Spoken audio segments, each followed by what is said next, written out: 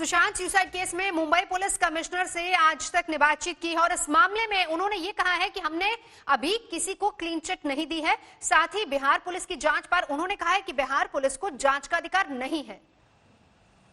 श्री सुशांत सिंह राजपूत की जो एक एक्सीडेंटल डेथ का केस रिकॉर्ड किया गया था बांद्रा पुलिस स्टेशन में 14 जून को, जब भी कोई सुसाइड टाइप का कोई इंसिडेंट रिपोर्ट होता है उसमें CRPC 174 के हिसाब से पुलिस पहले ADR दाखिल करती है, फिर उसका इन्वेस्टिगेशन करती है as provided in CRPC।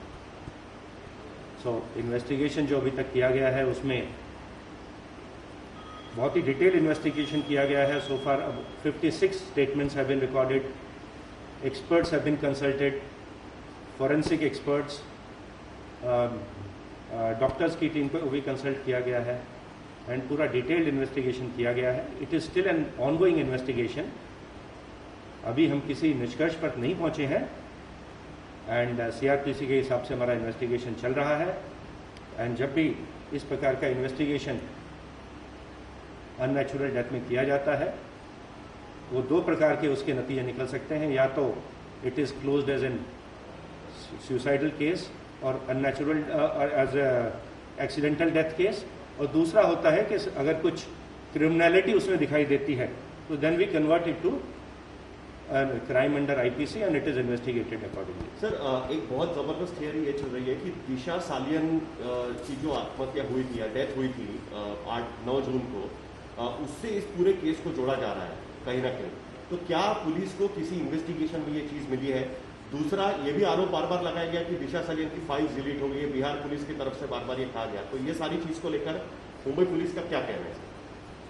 Malvani police station में 8 और 9 जून की रात को करीब 3 बजे के बाद एक रिपोर्ट आई थी कि शताब्दी हॉस्पिटल है, वहाँ पे मिस दिशा सालियन की बॉडी को लाया गया था, जिसे ऑन अराइवल डेड डिक्लेयर किया गया था। पुलिस ने वहाँ जाके इन्वेस्टिगेशन किया था।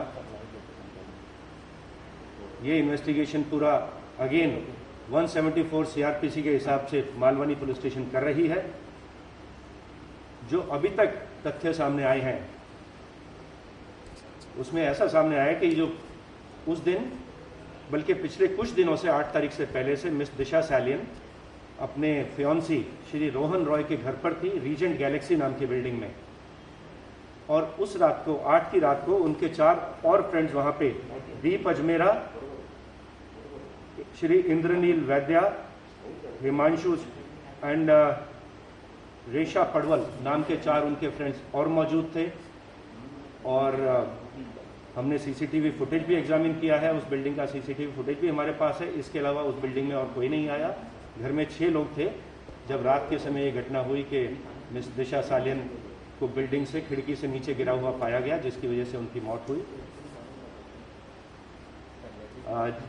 लोगों के बयान लिए गए हैं, उनके पेरेंट्स के बयान लिए गए हैं, और सभी के बयान में यह आया है कि अभी तक इसके बारे में कुछ भी सस्पिशियस नहीं पाया गया है। जो 5 लोग फ्लैट में उनके साथ मौजूद थे उनके बयान में भी ऐसा आया है, और जो उनके पेरेंट्स थे उनका भी बयान लिया गया, उसमें भी यही आया है कि उनकी डेथ में कुछ सस्पिशियस नहीं था।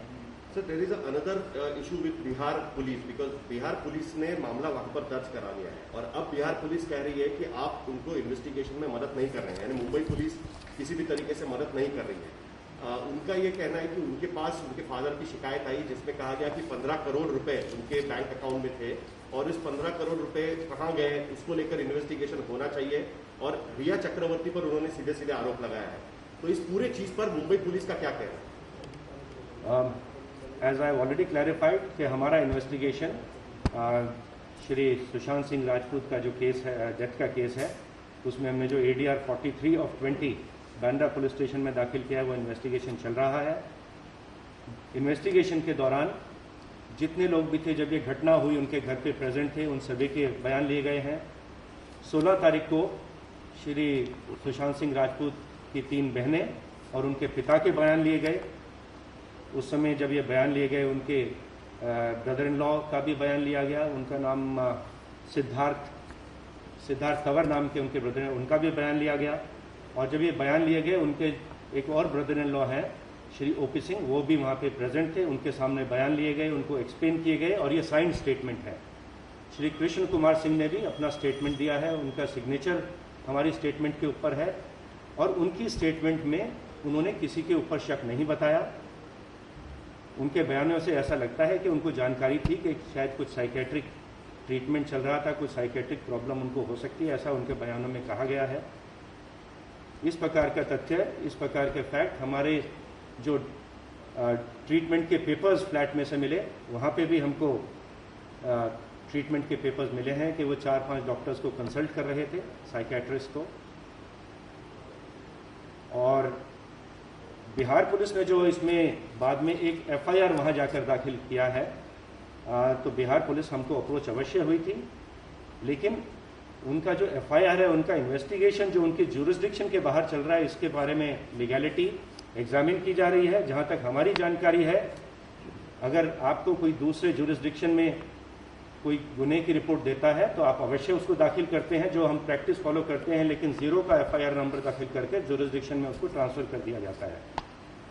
तो हमें तो ये जानकारी नहीं है, लीगल जानकारी, कि कौन से सेक्शन में आईपीसी, सीआरपीसी या किसी विशेष एक्ट में एक्स्ट्रा टेरिटोरियल इन्वेस्टिगेशन का अधिकार बिहार पुलिस को मिला है। हम इसलिए लीगल ओपिनियन ले रहे हैं और जिस प्रकार का ओपिनियन आएगा उस प्रकार से इसमें आगे कार्रवाई की जाएगी। फिलहाल हमने डॉक्यूमेंट्स वगैरह शेयर नहीं किए। क्या आपको लगता है कि बिहार पुलिस गलत तरीके से इन्वेस्टिगेट करे यहाँ के, वो आपके क्षेत्र में आकर आपके अधिकारों पर कहीं ना कहीं उनका ये हो रहा है, ये आपको लगता है उसमें? जैसा मैंने कहा कि इन्वेस्टिगेशन का अधिकार तो जो हमारी ज्यूरिसडिक्शन में कोई भी केस होता है हमको ही होता है, और अगर किसी दूसरी ज्यूरिसडिक्शन में केस किसी को कंप्लेंट प्राप्त होती है, the procedure is they have to transfer the case to us and the right of investigation is totally with the local police and the court, the jurisdiction is also of the local court.